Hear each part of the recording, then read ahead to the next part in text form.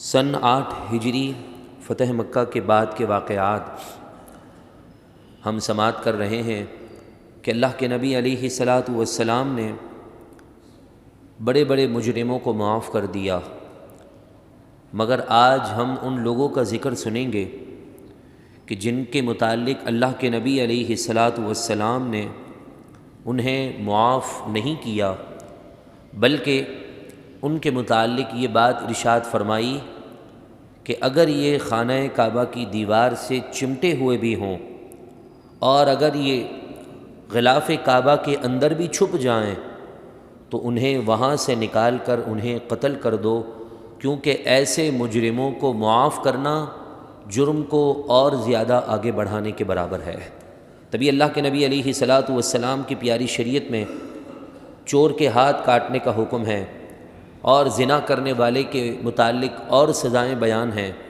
ڈاکو اور ڈکیتی کرنے والے کے متعلق بھی سزائیں بیان ہیں۔ اگر نظام مصطفیٰ ہو، شریعت کا قانون ہو، تو ایک چور کو تمام شرائط اور تمام چیزوں کے باوجود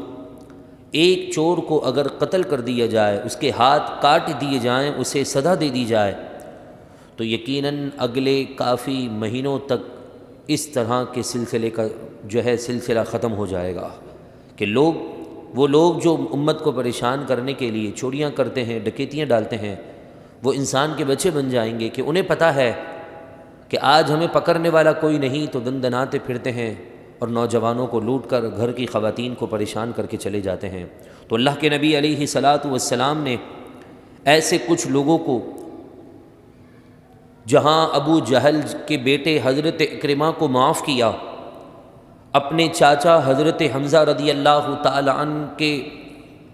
قتل کے معاملات میں ملوث لوگوں کو معاف کیا، وہ حضرت وحشی کے جنہوں نے رسول اللہ علیہ الصلاۃ والسلام کے چاچا حضرت حمزہ کو شہید کیا تھا فتح مکہ کے وقت، وہ اور آپ کی مالکن حضرت ابو سفیان رضی اللہ تعالی عنہ کی زوجہ حضرت ہندہ رضی اللہ تعالی عنہ معافی کے لیے آتی ہیں، آپ معاف کر دیتے ہیں۔ لیکن ایک ایسا شخص بھی ہے جسے اللہ کے نبی علیہ الصلاۃ والسلام نے معاف نہیں کیا۔ معاف کیوں نہیں کیا؟ حالانکہ آپ تو رحمت للعالمین ہیں، لیکن فتح مکہ میں جہاں اعلان عام ہے مغفرت اور معافی کے لیے، وہاں ایک شخص ایسا بد نصیب تھا جس کا نام ابن خطل تھا، عبد العزیٰ بن ابن خطل۔ یہ ایسا بدبخت انسان تھا کہ جسے اللہ کے نبی علیہ الصلاۃ والسلام نے معاف نہیں کیا۔ اس کا واقعہ کچھ یہ ہے کہ یہ مسلمان ہو چکا تھا، رسول اللہ علیہ الصلاۃ والسلام کے ہاتھ پر آ کر اس نے بیعت کر لی تھی، مسلمان ہو گیا تھا۔ ایک مرتبہ حضور علیہ الصلاۃ والسلام نے اسے زکوٰۃ کے جانوروں کی زکوٰۃ وصول کرنے کے لیے کسی علاقے میں بھیجا، کسی مسلمان بھائی کے ساتھ۔ راستے میں اس نے موقع پایا اور اپنے اس مسلمان بھائی کو اس نے شہید کر دیا۔ آپس میں ان کی کسی بات میں تکرار ہوئی تو یہ آپے سے باہر ہو گیا، اس نے اپنا اسلحہ نکالا اور اپنے اسلحے ہتھیار سے اس نے اپنے مسلمان بھائی کو شہید کر دیا، اور یہ یہاں سے نکل کر مسلمانوں کے جانوروں کو بھی لے کر اور بھی مسلمانوں کے معاملات کا نقصان کر کے مرتد ہو گیا، یعنی پھر سے دائرہ اسلام سے باہر چلا گیا، اور پھر یہ مکۃ المکرمہ سے اور مدینے سے بہت دور چلا گیا۔ فتح مکہ کے دن اس نے یہ خواہش کی کہ کسی طرح میں مسلمانوں کے مقابلے میں آؤں اور مسلمانوں کو نقصان پہنچاؤں، ان کے کسی نوجوانوں کو قتل کر دوں، لیکن اللہ تبارک و تعالیٰ کی جانب سے تقدیر کچھ اور ہی کہہ رہی تھی کہ فتح مکہ کے دن یہ ایک نیزہ لے کر مسلمانوں سے لڑنے کے لیے گھر سے نکلا، لیکن جب مسلمانوں کی فوج کو اس نے دیکھا کہ اتنی بڑی تعداد میں 12,000 اور یہ تنہا ہیں، تو یہ مرعوب ہو گیا، رعب میں آ گیا، ڈر گیا کہ اب اگر میں تلوار اٹھاتا ہوں یا نیزہ اٹھاتا ہوں تو کہیں مجھے ہی نقصان نہ اٹھانا پڑے، اس لیے اس نے اپنی تلوار اور اپنے ہتھیار کو چھپا دیا، اور پھر اس کے بعد یہ فوراً خانہ کعبہ میں گیا اور مطاف میں گیا، جہاں ایک چھوٹے سے کیڑے کو مارنا، جوں کو مارنا تک بھی شریعت نے اجازت نہیں دی، اس نے یہ خیال کیا کہ میں مطاف میں جاتا ہوں، وہاں مجھے کوئی ہاتھ نہ لگائے گا، مجھے کوئی نقصان نہ پہنچائے گا۔ یہ جا کر خانہ کعبہ کی دیوار سے چمٹ گیا اور غلاف کعبہ کے اندر چھپ گیا۔ رسول اللہ علیہ الصلاۃ والسلام نے مسلمانوں کے درمیان اعلان عام کر دیا۔ اب اس کے بعد جب آپ طواف کے لیے خانہ کعبہ میں پہنچے تو لوگوں نے کہا، عرض کی کہ یا رسول اللہ صلی اللہ علیہ وسلم، یہ ہے عبد العزیٰ بن خطل کہ جو مسلمانوں کا قاتل بھی ہے، مرتد بھی ہے، اور آپ کے خلاف سازشیں کرتا تھا، اشعار کے اندر آپ کی توہین اور آپ کی گستاخی کرتا تھا، اس کے بارے میں کیا حکم ہے؟ اللہ کے نبی علیہ الصلاۃ والسلام نے فرمایا کہ اگر یہ خانہ کعبہ سے چمٹا ہوا بھی نظر آئے، مطاف میں نظر آئے، غلاف کعبہ سے لپٹا ہوا ہو، اسے وہیں سے باہر نکالو اور اس کی گردن اڑا دو۔ کیوں؟ اس کی بہت ساری وجوہات ہیں۔ سب سے بڑی وجہ ہمارے علماء نے یہ بیان کی کہ چور کو معافی مل سکتی ہے، مجرم کو معافی مل سکتی ہے، مگر غدار کو معافی نہیں مل سکتی ہے، کیونکہ دنیا اسلام کے اندر سب سے بڑی غداری یہی ہے کہ کوئی بدبخت کھڑے ہو کر میرے اور آپ کے آقا جناب محمد مصطفیٰ صلی اللہ علیہ وسلم کی شان میں کوئی نازیبہ الفاظ کہہ دے۔ یہ مسلمان برداشت نہیں کر سکتا ہے۔ یہاں تک کہ ایک عیسائی، اس کا انٹرویو ہوا، بہت بڑا وہ اپنے مذہب کے اندر مانا جاتا تھا، اس سے چند سوالات کیے گئے۔ کہا گیا کہ اگر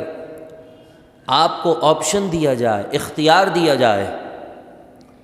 کہ آپ مذہب عیسائیت کو چھوڑ کر کسی اور مذہب کو ایکسیپٹ کریں، قبول کریں، تو آپ کون سے مذہب کو قبول کریں گے؟ تو انہوں نے کہا کہ میں اسلام مذہب کو میں قبول کروں گا۔ تو کہا کہ یہ مسلمان اور عیسائی تو آپس میں ایک دوسرے کے بڑے دشمن ہیں،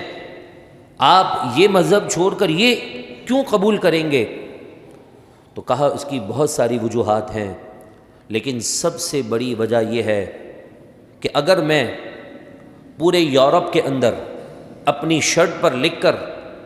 ایک گستاخانہ جملے کی طرف اس نے اشارہ کیا، کہا کہ میں حضرت عیسیٰ کے متعلق یہ جملہ لکھ کر شرٹ پر اپنی پورے یورپ میں گھوموں گا، تو کسی کی غیرت اتنا گوارا نہ کرے گی کہ کوئی مجھ سے پوچھے بھی کہ تو نے ہمارے نبی کے بارے میں یہ کیا بات لکھ دی ہے۔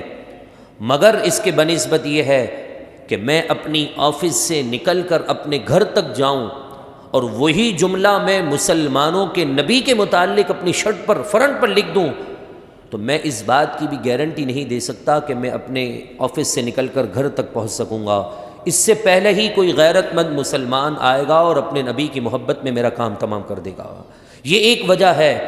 کہ مسلمان بے نمازی ہو سکتا ہے، مسلمان اعمال میں سستی کر سکتا ہے، مسلمان کے اندر اور بھی بے شمار برائیاں ہو سکتی ہیں، لیکن تمام برائیوں کی معافی اللہ اپنے کرم سے دے سکتا ہے، مگر مسلمان اپنے نبی کی محبت میں دو نمبری نہیں کر سکتا ہے۔ مسلمان اپنے نبی کی عزت اور ناموس پر پہرا دینے کے لیے کسی بھی قسم کی کوتاہی نہیں کر سکتا ہے۔ عبد العزیٰ بن خطل کے متعلق اللہ کے نبی کا فیصلہ آ چکا ہے۔ حضرت سعید بن حریث المخزومی رضی اللہ تعالی عنہ اور حضرت ابو برزہ اسلمی رضی اللہ تعالی عنہ آگے بڑھتے ہیں اور اسے غلاف کعبہ سے باہر نکالتے ہیں، اور اپنی آخرت کو سنوارنے کے لیے حضور کی محبت کو ثبوت دیتے ہوئے اپنی تلوار سے اس کا کام تمام کر دیتے ہیں، اور گستاخ رسول کا سر جو ہے فتح مکہ کے وقت جہاں رحمت للعالمین کی کرم نوازیاں عروج پر تھیں، وہاں شفقت فرمانے والے نبی علیہ السلام کے سامنے ٹرے میں رکھ کر سامنے اس گستاخ رسول کا سر جو ہے وہ پیش کر دیا جاتا ہے۔ تبھی اللہ کے نبی علیہ الصلاۃ والسلام کا وہ فرمان بھی یاد آتا ہے کہ دنیا کے اندر آپ یاد رکھیں، کوئی بھی بڑا مجرم ہونا، پاکستان کو ہم لے لیں اگر، تو پاکستان کے اندر بھی سگنل توڑنے ایک جرم ہے۔ آپ باہر سے چھپ کر مال منگوا لیں، کسٹم والوں کو پتہ نہ چلے، حکومت کو پتہ نہ چلے، آپ چھپ کر منگوا لیں، یہ جرم ہے، لیکن ہو سکتا ہے کہ بالائے حکام آپ کو معاف کر دیں، کیونکہ ان کے ہاتھ میں اختیار ہے، قانون ان کے ہاتھ میں ہے، آپ کو معاف کر دیں، لیکن آپ اگر پاکستان کے غدار ہو جائیں، وطن کے اثاثے آپ دشمن قوت کو بیچنا شروع کر دیں، راز کی باتیں آپ انہیں بتانا شروع کر دیں، اور سیکریٹ باتیں آپ مسلمانوں کی اور پاکستان کی لیک کرنا شروع کر دیں، غیرت مند پاکستانی اس بات کو قبول نہیں کر سکتا ہے۔ تبھی کسی کے دل سے کسی کی محبت نکالنی ہوتی ہے نا پاکستان کے اندر، تو کہہ دیتے ہیں یہ وطن کا غدار ہے۔ جیسا بھی بندہ ہو، بندہ جو ہے وہ اس سے نفرت خود بخود شروع کر دیتا ہے۔ کیوں؟ کیونکہ یہ غدار بن چکا ہے، اس کے اوپر غداری کا لقب لگ چکا ہے، اور بھی بے شمار مجرم پاکستان کے اندر گھوم رہے ہیں، انہیں معافی مل جاتی ہے، لیکن جو غدار وطن ہوتا ہے وطن اسے معاف نہیں کرتا، وطن کے باشندے اسے معاف نہیں کرتے ہیں۔ تو ایسے ہی جھوٹے شخص کو بھی معافی مل سکتی ہے، اور اس کے علاوہ ریاکاری کر لی، کوئی کسی کے معاملے میں لین دین میں کوئی ہیرا پھیری کر دی، رب کے دربار میں معافی مل سکتی ہے۔ یہاں تک کہ اگر خدا نہ کرے کوئی حرام کام بھی کر لے، توبہ کر لے، معافی مل سکتی ہے، توبہ شرط ہے۔ لیکن دین کا غدار ہو جائے، حضور کا بے وفا ہو جائے، صحابہ اہل بیت کی شان میں اپنی زبان کو دراز کرنے والا ہو جائے،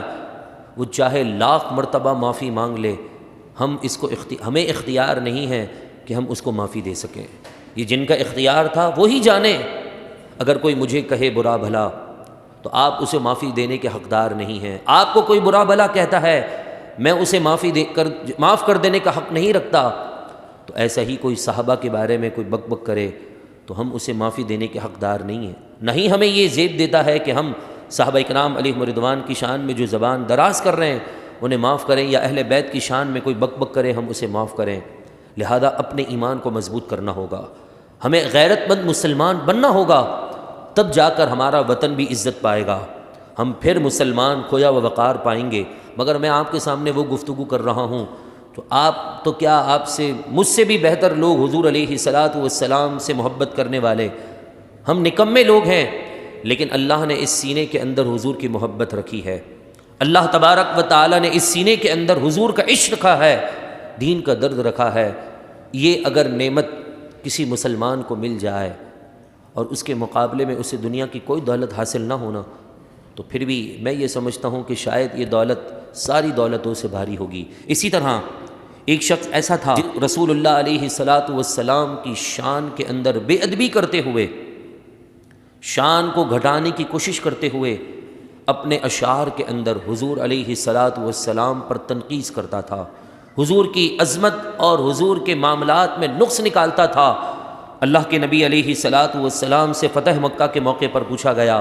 کہ یا رسول اللہ اس بندے کا کیا کرنا ہے جس کا نام حریث بن نفید ہے، اس بندے کے بارے میں کیا کرنا ہے؟ تو کہا اللہ کے نبی علیہ الصلاۃ والسلام نے حکم دیا مجھے اس کی بھی گردن چاہیے، حالانکہ رحمت للعالمین ہیں حضور، لیکن بتا رہے ہیں کہ دنیا میں جرم کچھ ایسے بھی ہیں جن کو جو ہے دنیا کے لوگ بھی برداشت نہیں کر سکتے ہیں۔ وطن کی بات آ جاتی ہے، ماں باپ کی بات آ جاتی ہے تو سمجھ میں آ جاتا ہے، لیکن اس سے بڑھ کر اسلام ہے، اس سے بڑھ کر حضور کی محبت ہے، حضور علیہ الصلاۃ والسلام کا فیصلہ آخری فیصلہ ہے۔ میرے نبی نے فرما دیا اس کی گردن بھی چاہیے۔ حضرت علی رضی اللہ تعالی عنہ وہاں سے نکلتے ہیں اور اسے واصل جہنم کر کے حضور کے قدموں میں اس کا سر رکھ دیتے ہیں۔ ایسا ہی مقیس بن ثبابہ، یہ بھی حضور علیہ الصلاۃ والسلام کی شان میں بے ادبیاں اور غستاخیاں کرتا تھا، زمانہ جاہلیت میں بھی اور اسلام لانے کے بعد بھی اور ہجرت کے بعد بھی۔ اللہ کے نبی علیہ الصلاۃ والسلام نے سے ان کے متعلق پوچھا گیا تو پھر بھی اس کے متعلق بھی یہی فیصلہ کر دیا۔ اور بھی بڑے بڑے مجرم تھے جن کا نام حارث بن طلالہ تھا، اس کے علاوہ قریبہ، یہ ابن خطل کی لونڈی تھی، کام کرنے والی اس کے گھر میں خاتون تھی، یہ بھی اپنے مالک کی محبت میں حضور علیہ الصلاۃ والسلام پر تنقید کیا کرتی تھی۔ حضرت علی رضی اللہ تعالی عنہ نے اور دیگر صحابہ کرام علیہم رضوان نے ان تمام کا کام تمام کر دیا اور یہی بتا دیا کہ رہتی دنیا تک اگر مسلمان عروج چاہتے ہیں، اگر مسلمان اپنے مقام کو پہچاننا چاہتے ہیں تو انہیں مقام مصطفیٰ سمجھنا ہوگا۔ آپ مجھے بتائیے حضور علیہ الصلاۃ والسلام کے زمانے سے پہلے کتنے لوگ مشرک تھے؟ خانہ کعبہ کے اندر لوگ شرک کرتے تھے،